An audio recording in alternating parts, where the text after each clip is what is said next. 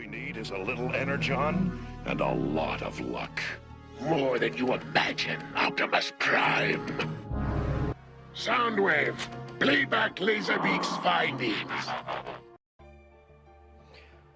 Welcome back to the Titanium Hangar. This is Mike, and I'm coming at you with a review for the fourth party KO G1 Megatron, and I gotta say that I was shocked when I saw that this was getting reissued. I haven't seen a reissue in forever, and the last one didn't even have the styrofoam in it that I know of, and that was like a Takara Encore one over a decade ago.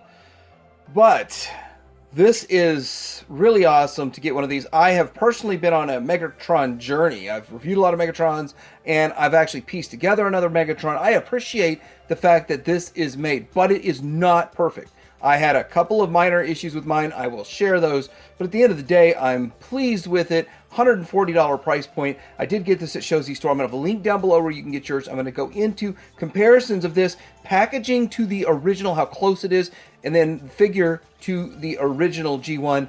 And also I've got either a KO or something else, and I'm going to show everything I know about this, having just recently rebuilt a G1 Megatron from scratch. I have a high level of appreciation, but let's take a look at this and more coming up.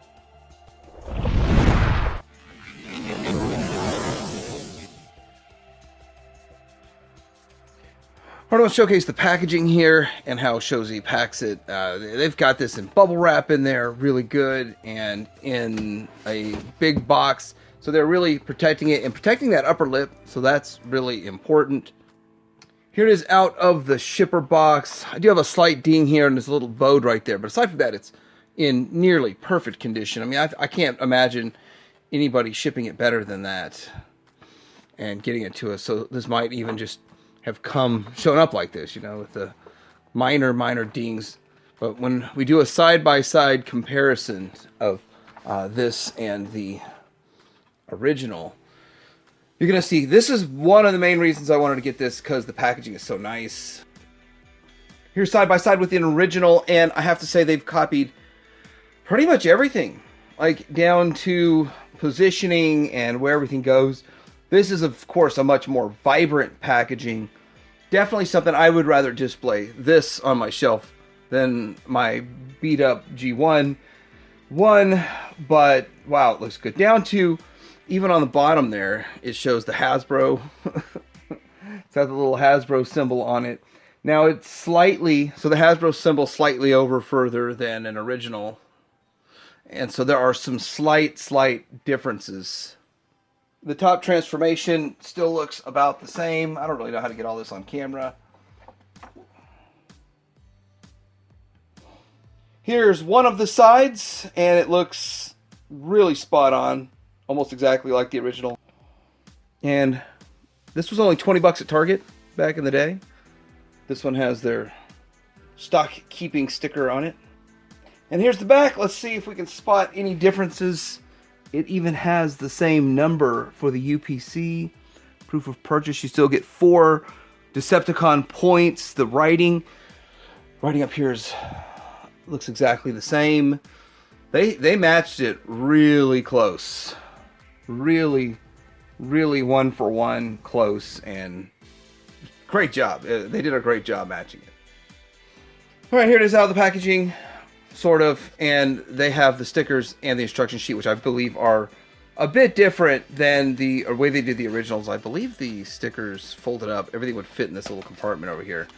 And then here it is set up with the actual Megatron, the scope, the stock, was it a silencer, stock, the scope, and then the other gun, back metal gun. So we'll get them pulled out of here. Have a look at this guy. All right, so here it is, all set up in its gun mode. Can't remember if there was a place to store this while it's in gun mode. Anyway, Walter P38. It looks fantastic. So this is the best looking gun mode gun that I have, and I want to point out it's still not perfect. So let me get to this real fast. First of all, I have been kind of piecing back together one more Megatron of mine, so I have yet another Megatron, vintage one, and with that I've got an intimate I don't want to say knowledge, but struggles. I completely took a couple of them apart and built one good one. But one thing I noticed is that with the vintage one, these slide on and off pretty easy. This wasn't sliding on, so what I did is I unscrewed the screws. I heated up this centerpiece by itself. So I took these off, and the front and the back, and I heated this up, unscrewed the screws, and then when I put it on here and screwed them in, the plastic formed to this to fit it properly. Now, you shouldn't have to do that outside of the box, but I just used a hairdryer to heat it up. But it fits perfect, no chance of breaking anything. There's no need to try to break it. And you just unscrew the screws enough to fit it over it. It's not a big deal. But aside from that, I don't really know how I would have even gotten it on there. The vintage ones are so worn, and all the parts I had are so worn, everything just slides right on and works. Brand new out of the box, it was a challenge to get on there. Challenge to keep fingerprints off of this. The second issue I have, because it's not all perfect, so I got a little bit of a manufacturing imperfection on the chest.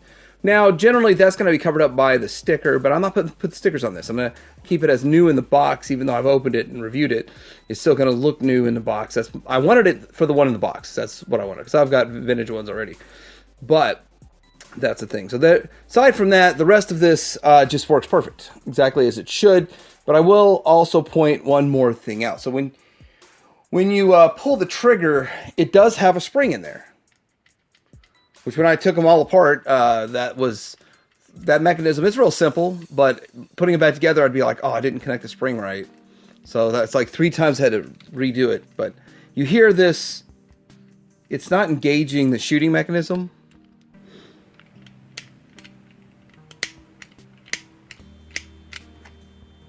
So there's no shooting mechanism in it. It's no big deal. That's not a big deal at all. But some of them have a shooting mechanism, the Japanese ones. This is either a knockoff or a Japanese import. Literally, I don't know. I've got so many of them just used and abused. I have no idea where all of them came from. But anyway, that is, there's not going to be a firing mechanism in this. So that's a thing, but it has a pretty good gun mode. Quick comparison of them just without any stuff on. So this is either a Japanese release or a KO or something. Not 100% sure. And this is definitely a KO. That is an original, true blue original childhood one of my friends. And he traded to me. This one has a lot of writing on it. And from all the vintage ones that I have, the writing matches, but most of my vintage ones have nothing here in this section of it. But there's like Made in Japan, Takara, all this kind of stuff. But most of the writing matches up, except for what's in this section, which I'm not even sure I'm getting any of this. The glare is killing it. Anyhow, and then the writing on this side, very minimal. Number 12, number 13. Of course, it says P38 right there. Good stuff. Let's get into the bot mode. All right, so here he is in his robot mode. And I got to say, it does look mighty shiny. And it fits the part. It looks good. He's pretty solid overall. The figure itself, a lot of the parts are tight.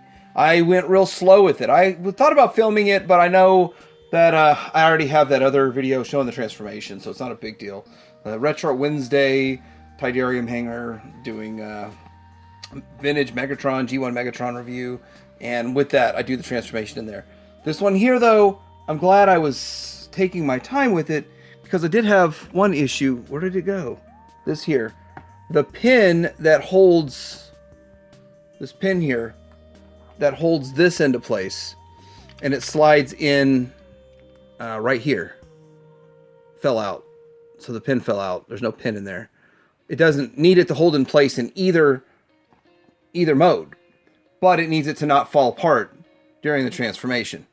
And this is going to drive me nuts with the reflectiveness being so reflective that it's all my movements are being reflected. But with that, that's the only issue. The way I plan to fix it is to put a little dab of super glue on it, put it back in place, and as the super glue is drying, in case any came off anywhere inside there, moving that joint for, about 10 minutes every 30 seconds or so, just move it. I've had luck gluing stuff back, pins like that back, but it just fell right out. Pin just falls right out. So there's other tactics I can use too, but super glue on the tip, slide it back in. So there it is. Now so it's not perfect. And I want to say, though, it is tight. It is nice and tight. He stands really well. His arm joint is strong enough to hold the cannon up, unlike a lot of other ones that are out there. The arm joints just aren't that tight. I mean, you could probably tighten a screw and on the vintage ones and get it tight again, but it feels nice handling a brand new one. Even if it's not perfect, there are a couple of minor flaws here and there.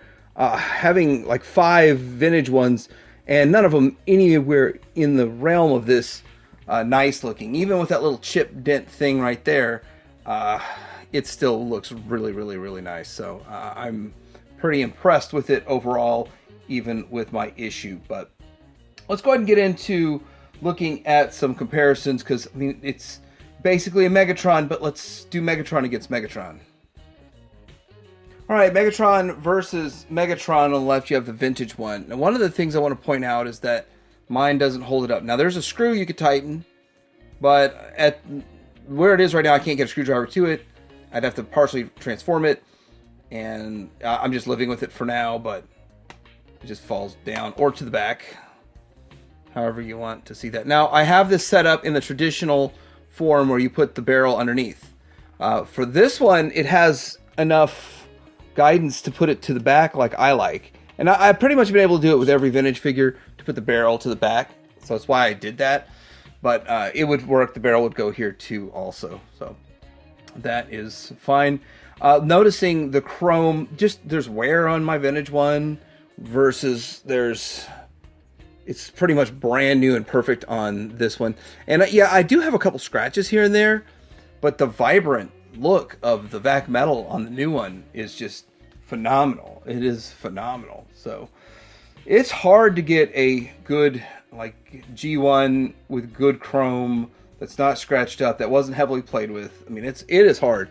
This is a tough one. So looking at it from the back now, I don't have any stickers on this one, so that's another thing. The stickers are going to take away from the vac metal chrome shininess. I'm starting to wonder if the one I just redid is my best one. And now the leg is being hindered there. Let's get this so we can see the whole body.